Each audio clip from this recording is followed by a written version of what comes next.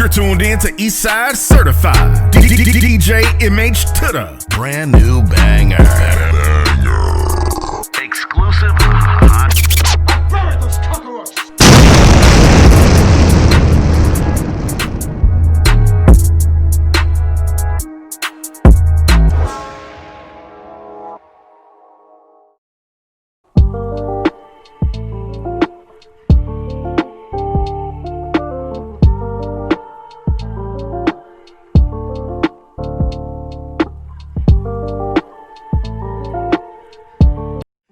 Man?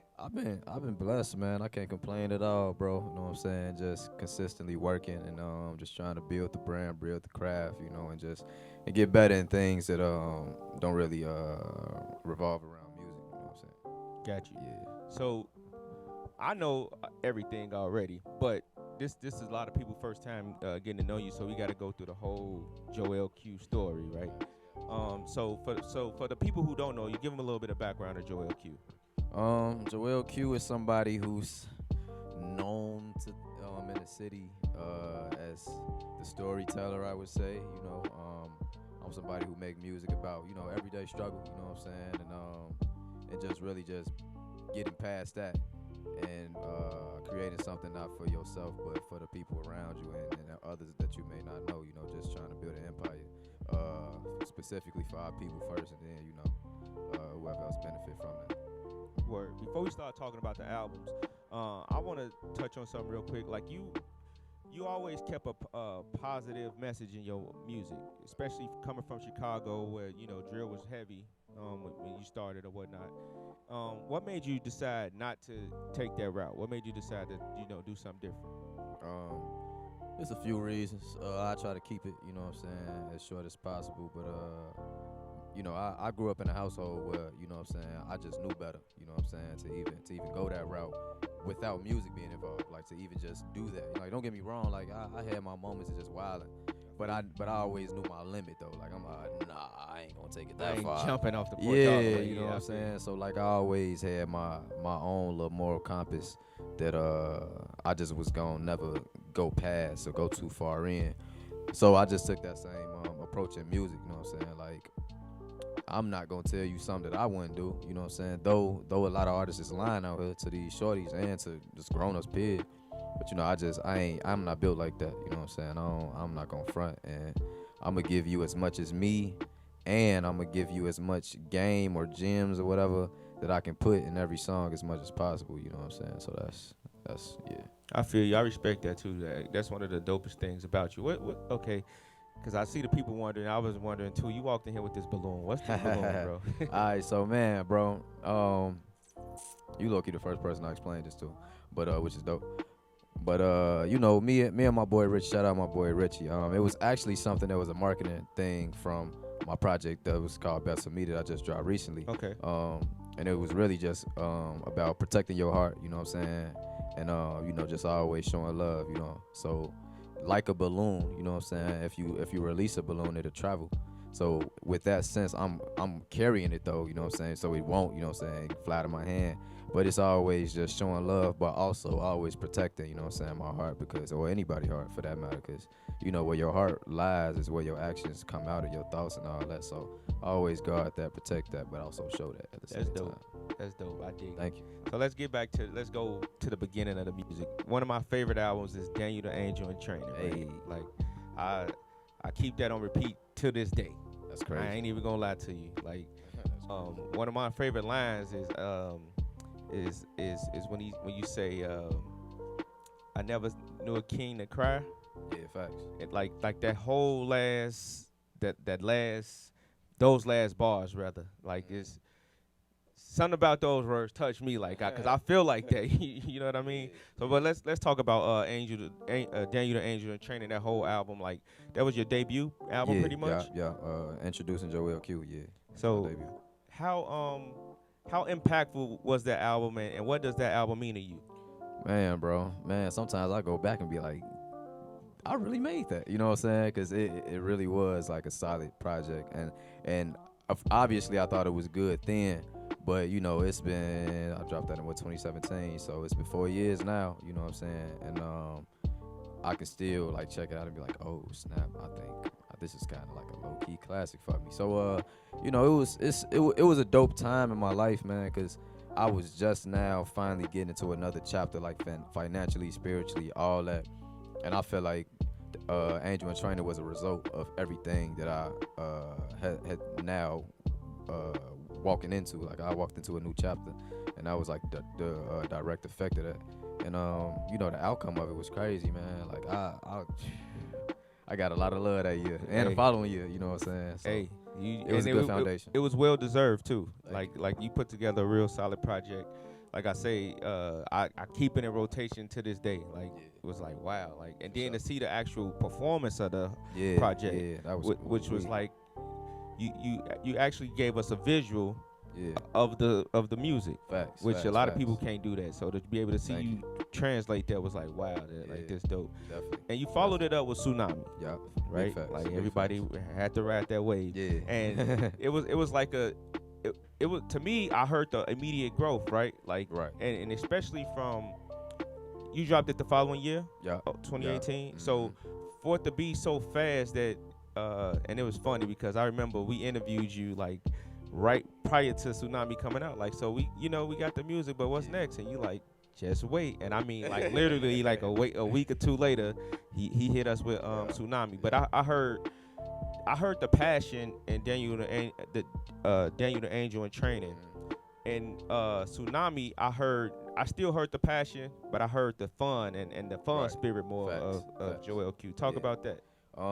Man, that's dope that you even peeped that. You know what I'm saying? That's all like Angel in Training. That was like so purposely made because I wanted people to understand, like, yeah, I'm this positive figure. You know what I'm saying? I strive to be a role model. I strive to be somebody that, you know, if nobody else is doing right, you can always point this way and be like, man, Joel might be up to something. You know what I'm saying? Solid. So I always strive to be that. But with being that, you gotta know, nigga, I'm gonna cap. Like, I'm gonna make mistakes. No doubt. I'm gonna jag, you know what I'm saying? Like, I'm gonna do wrong things. So I wanted to let the people who just now figured me out, or, you know what I'm saying, the people who've been tapped in, like, bro, you know what I'm saying? That's cool to hold me up to a standard, but don't hold me up too high where I can't fail, you know what I'm saying? And then I just look like I'm a liar, I'm a hypocrite because I made a mistake. Like, nigga, I'm bound to make a mistake. Don't ever do that. So with Tsunami, it was more like it was as serious, but it was more playful to show. Like, I got another side. I'm not always serious. Like, especially if you know me, like in person outside of music. Like, I'm silly. Like, I'm goofy. I crack. I do everything. So it's like I don't want people to take me like overly serious, even though they still do a little bit. But you know. So a lot of people don't got that self-awareness and self-assurance, right? Where you get that from? I just always been, you know, a leader, you know, not to even like brag or anything like that, but I always just was somebody who, I guess, you know, God just always put me in a position where my opinion or the things I said would just held a lot of weight, you know what I'm saying? And anywhere I was at though, like no matter if it was school or anywhere I go, I was always somebody that like people looked forward to what I was saying or what I was doing. So it got to a point where I just knew, like, one thing's for sure, two things for certain, you can't do wrong, you know what I'm saying? Like, that's how I be feeling, because people be looking forward to, like, the things I do, and I know that people are following the things that I do as well. So I guess that's, you know what I'm saying, me, with knowing that, I always just try to make sure, like, although it's this, let me make sure people know it ain't that, you know what I'm saying? Because I don't want praise, you know what I'm saying? I would take, like, slight admiration or a little inspiration, but don't praise me because I'm not perfect, you know? I feel that. I definitely feel that. So then we got Crazy Road to Glory. Yes, sir. How was that? Hey, man, Crazy Road. That was crazy, too. Like, yeah, I feel like that was 3 for 3, man. Crazy Road that was me being, that was me honestly being a little tired of being slept on. I felt like, you know what I'm saying, at that time, and still to this day, you know, I feel like I'm better than a lot of people, you know what I'm saying? And I say that as humbly as I possibly can. But, you know, at that moment, I was just a little aggravated, but I was still, like, overly dedicated to the music. It wasn't, like, aggressive music where I'm just, like, name dropping and being bashful to people. You know, I was still going to, you know what I'm saying, keep it professional. And I just really want to let people know, like, you know, y'all see a lot of accolades, y'all see a lot of achievements, a lot of smiles, but social media is a highlight tape. You know, they're not gonna show Facts, you. yeah. They're not gonna show you the downs and all that. And it also was inspired by, like, I go to panelists a lot and I watch interviews and all that. And a lot of times they don't never tell you about the things that they went through. You know what I'm saying? Like, Nip was one of the few who, like, really was like, man, I went through that. I went through them emotions. Once you get past that, woo woo. And I be trying to figure out that part, because it's like, dude, okay, yeah, I seen the success part. I want to see what was your downfall, so I can dodge that, you know. Absolutely. So I put that project out for almost like a blueprint for the people who want to come up. It's like, man, listen to Crazy Road, because these are things you're gonna go through. You know what I'm saying? You're gonna go through hurt. You're gonna get smoked, like sent off, not smoking. You know what I'm saying? You're gonna get sent off by people. All this, you gonna question, is this even the right path to take? You gonna do all that. But go past that. Once you get past that, can't nothing stop you. So you just spoke on it a little bit. What do you use to persevere through them times? You know, I'm a strong believer in God. You know what I'm saying? You know what I'm saying? My faith is crazy strong with Him, but it needs to get stronger. But that's personal. But outside of that, bro, I just believe in myself, bro. I ain't gonna lie. That's really outside of just having faith. I got a strong belief that I can do everything that I want to do. You know what I'm saying? I don't think nobody or nothing can stop me from doing what I want to do.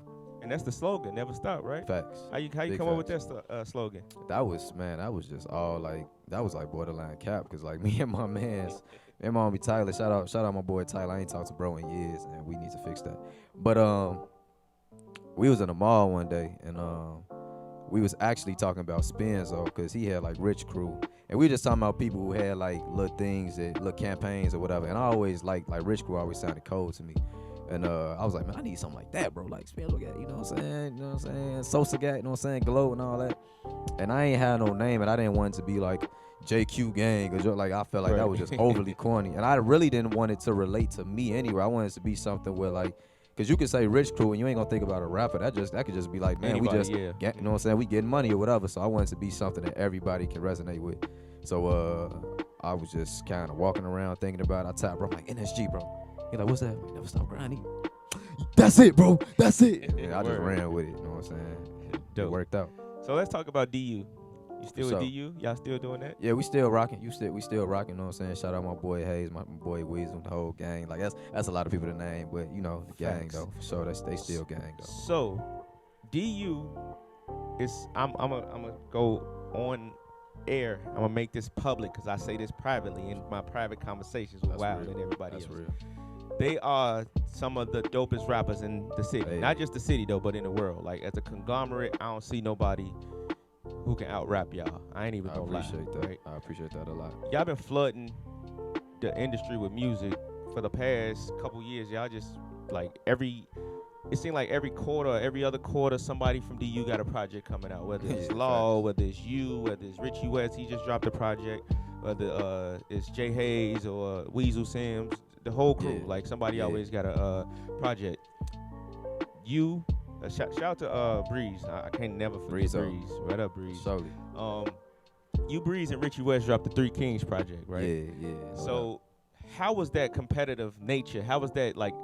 And what's the competitive nature like in DU? Well, really, I'm gonna be 100. Like, we compete, but like, it be fun though. You know what I'm Right. saying? Okay. Like, I feel like everybody pretty much know their strengths and their weaknesses.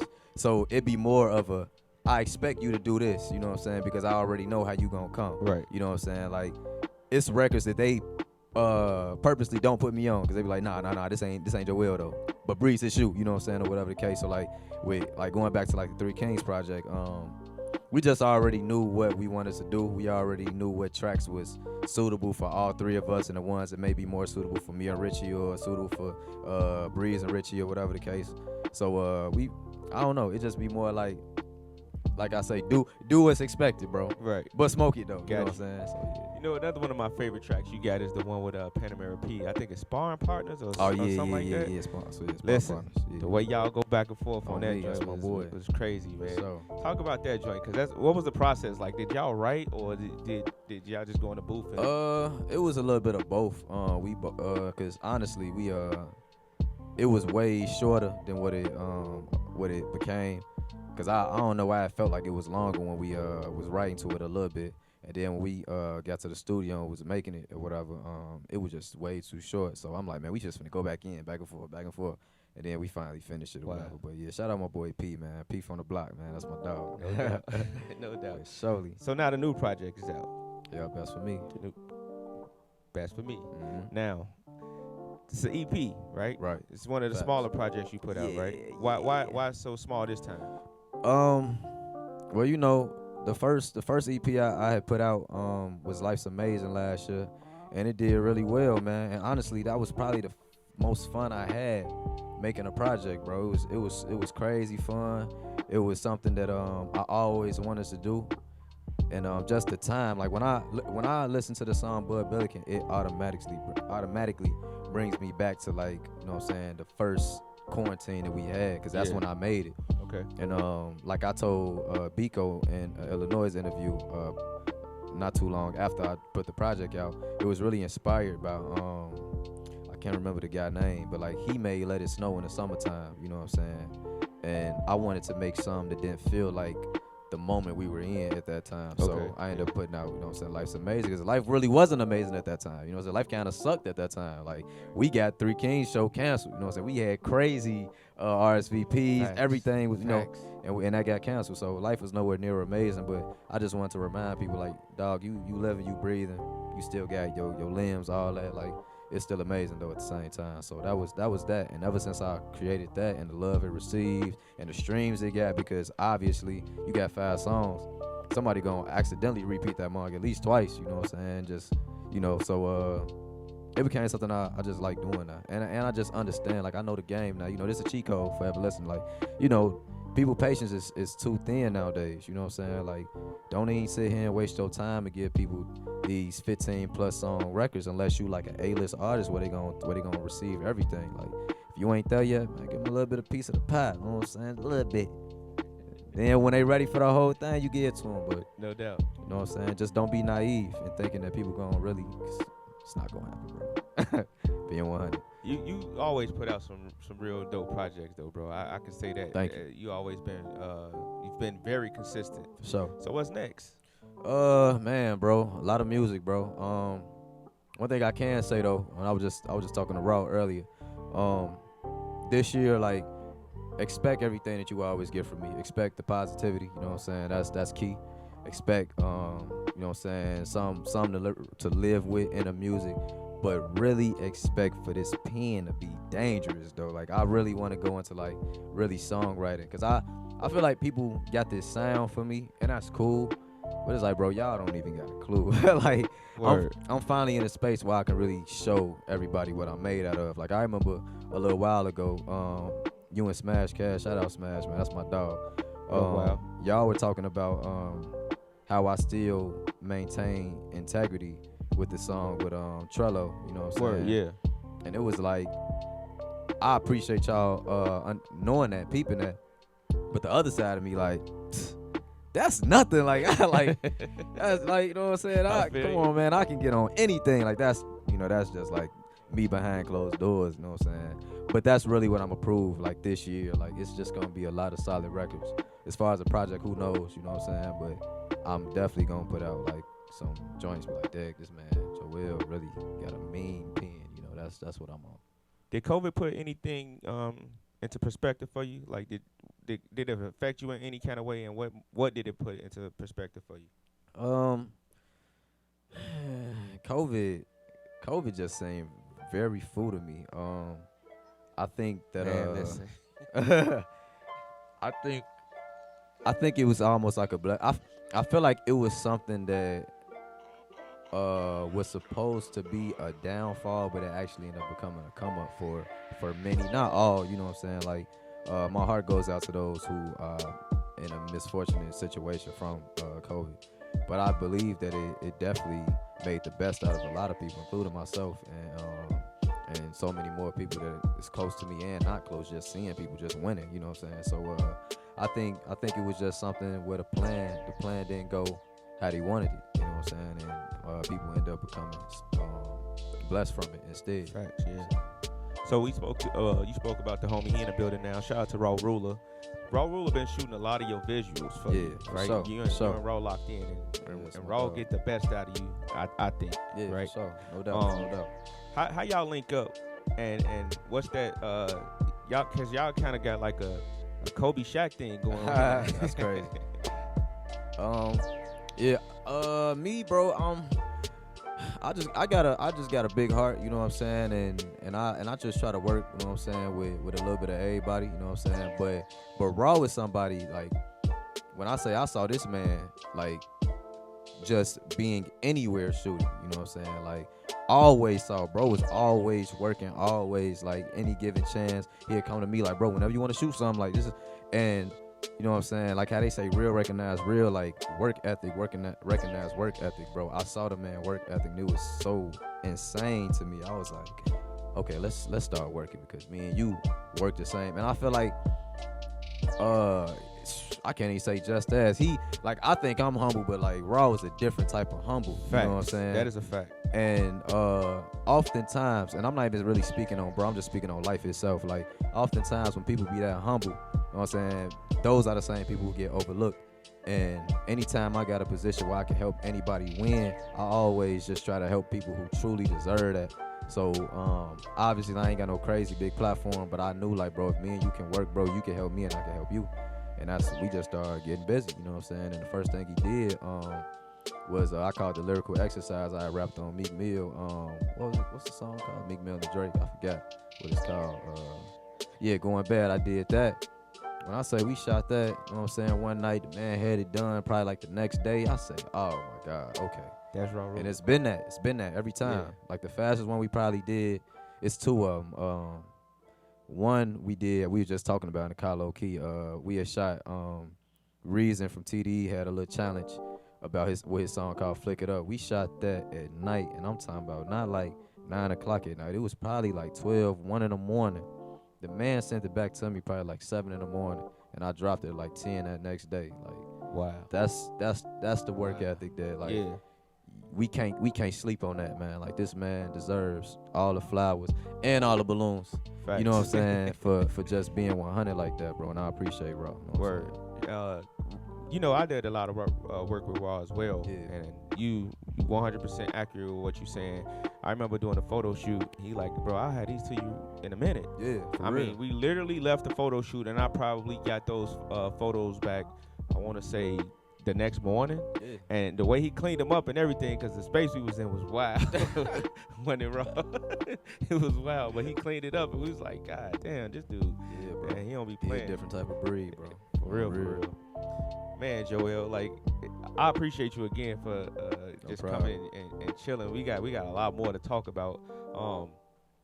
On a different note, like, let's talk about some Chicago hip hop real quick. For sure. This year, well, not this year because we in 2021, but last year, 2020, we lost, that I can think of right offhand, 3 major artists that were staples in the city, right? Facts. Like, we know what those some of those situations where they come from, of course, right? But as an artist, how does that make you feel, like, to see something like that?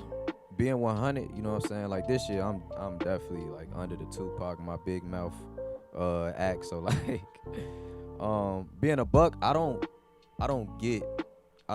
have any fear being an artist. I don't even have a true impact from being an artist. I have more of an impact from being a man and being a black man. And it makes me mad, you know what I'm saying, when I see these deaths. It really blows me, you know what I'm saying, because here we are in 2020 or 2021 at this point, but here we are, and we still falling for the okie doke, you know what I'm saying? Like, rest in peace to the artist that's been, you know what I'm saying, wrongfully killed, whether that's Chicago or wherever. Yeah. But at the end of the day, man, you know, I'm a firm believer in what you put out is what you get back, you know what I'm saying? So nobody deserves to die. I don't believe that, you know what I'm saying? Nobody deserves to die.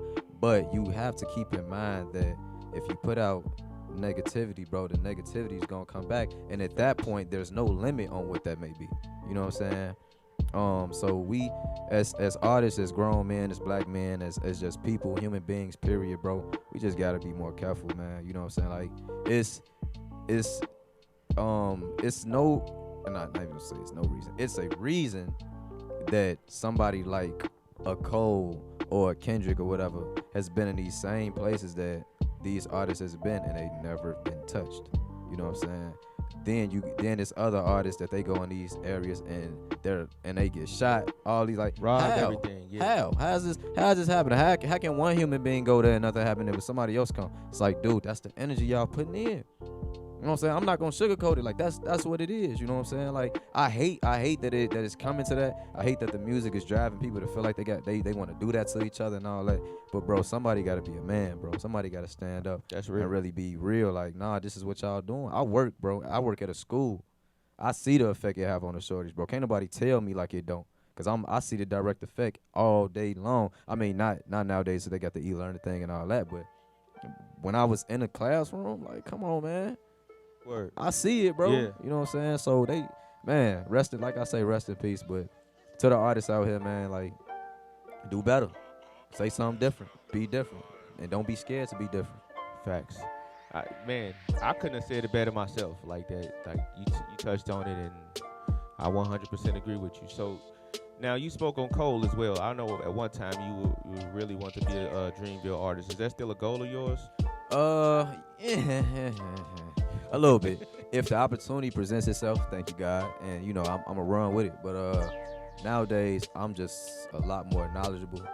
I'm a lot more confident in myself, and you know I learned a lot of different tricks and tips and all that I would rather continue the grind that I'm on because I see the success and I know what can happen from it, and I know how to just, you know what I'm saying, capitalize from it. So it's like, what I really need to do that, you know what I'm saying? But also I feel like his camp, I feel like his roster full, you know what I'm saying? Like, I don't mind being a part of that, but it'll be, I feel like it's a situation where it's kind of like, it's like an all-star team, but everybody trying to get a shot, you know? I don't want to be a part of something like that necessarily, because I really rather do it by myself. I feel like my artistry is good enough for a 5-man team alone, you know what I'm saying? So it's like, nah, I'd rather just be Joel Q of Never Stop, you know what I'm saying? I respect that. Would you? So you basically could say, I look at it with what you just said, is if at this point I don't need to be a part of the roster, but I don't mind doing a feature. I wouldn't mind a facts. feature. Word. Big facts. Yeah. That's exactly how I put it. You know what I'm saying? Me and Cole, or even like JID, like I'm a fan of his. Like, bro, it's stupid. Bars, all super of them. dope. Yeah. I would, or Ari, like I would love Ari. She crazy. Right. But yeah, like I would love to do something with him. But yeah, to be on that roster, I don't know that. It don't make sense for me no more. So major independent. Like what would be your ideal situation? Would you rather stay independent or do something with a major? Ideal would be for sure indie, you know what I'm saying, as long as far as I can take it. And but I mean, I guess this really years ago. Like, I will be indie as far as I can take it. But if somebody hit me with like a very solid, respectful distribution, you know what I'm saying, and I'm getting all my ownership and all that, or a crazy chunk of it, yeah, I'm gone. I ain't gonna think twice about it. I respect that. So let's talk again. Go back to the Chicago hip hop scene. What do you want to see different as far as music in Chicago, as far as the whole scene and industry? What do you think of it, and then what would you prefer? What you want to see different? Man, broski. As far as seeing anything different in Chicago, it's, to be honest, man, I don't even know why this question's so hard for me to answer right now. But I really just want to see unity. You know what I'm saying? That's what I would. That's what I want to see. Like, as far as the music go, create what you gonna create, cause you know I can't stop you from writing whatever you feel. You know what I'm saying? Whatever you feel like is in your own world. So that's fine and dandy. But I just think that Chicago is full of cliques. It's crazy political, you know what I'm saying? Like, even just a little game, like Windy City, not even called the Windy City because of the win. It's really because, like, on the politics side, Marks be here and then gone later. That's just a gem for y'all to know. But that's the same way that, like, the music is. you know, it's extremely political. You got to know somebody to, you know what I'm saying, be here and be there and all that, you know. Luckily, I was blessed to just have favor with a lot of people, so I still fight that battle, but it's not nowhere near as it was at one point in time. But I want to be in position where I can change that, where if it's an artist that want to sound like me or whoever, you ain't got to go through all these unnecessary loops, bro, just to get the respect that you know what I'm saying, more than likely deserve, you know. So that's what I want to see, man. Like, everybody just rock with each other. I couldn't agree with that more. Like, cause I hate to see that, especially with as a DJ to go through that. You know what I mean? Yeah. Like to see if you ain't cool with this clique, you can't. They gonna block you from working over there or whatever the case may be. What do you think about the artist DJ relationship now too? Like, cause I see a lot of artists like leaning away from DJs and almost disrespecting DJs like they ain't nobody, you know? Yeah, it's always respect to the DJs, man. Like, people got to do their homework, which is with, especially people with like my age. Well, you know, I'm a little older, but not that much older. But I feel like, you know, the shorties, they don't really do their history. They don't even do their regular history for the most part. So they for sure ain't really doing their hip hop history. And I think they really just gotta understand, like, man, the DJs was hip hop. You know what I'm saying? Like, before anybody was rapping, it was the DJs. You feel me? Period. So it's always respect to the DJs, man. Like, these records ain't getting spent. I mean, don't get me wrong. YouTube and Spotify and all that has played a crazy role. You know what I'm saying, when it comes to records getting played. But at the end of the day, though, man, it's these DJs that's getting these records spent, bro. You know what I'm saying, making sure that you get heard on a day-to-day. So it's always going to be that. But nowadays, to answer your question, though, because I didn't answer the question at all, low-key. To answer your question, I think the artist and DJ relationship has diminished. I think people are just being really used to what, and it's no disrespect, but in all honesty, it's the videographers just putting music on YouTube and we just going straight to the Apple Music sources that's not allowing the DJs to get what they were known for, breaking out new music. It's hard to break out new music when you get all these other lanes that's like borderline taking what y'all are known or special for, you know what I'm saying? It's like, dang, I'm competing. Bro just dropped his new video, which is his new song, because he dropped the video and a song at the same moment. Now I got to pick that up, but millions of people already heard it now, so it's like, am I really breaking it at this point? You know, so it's hard, man, and my heart goes to y'all. You know, it goes out to y'all, because I know it's a difficult time. You know what I'm saying? To even just be an artist alone. Yo, it's the Pride of the Eastside, DJ MH2da. We live right now. We got Joel Q in the booth. You ready? Yes, sir. Let's go.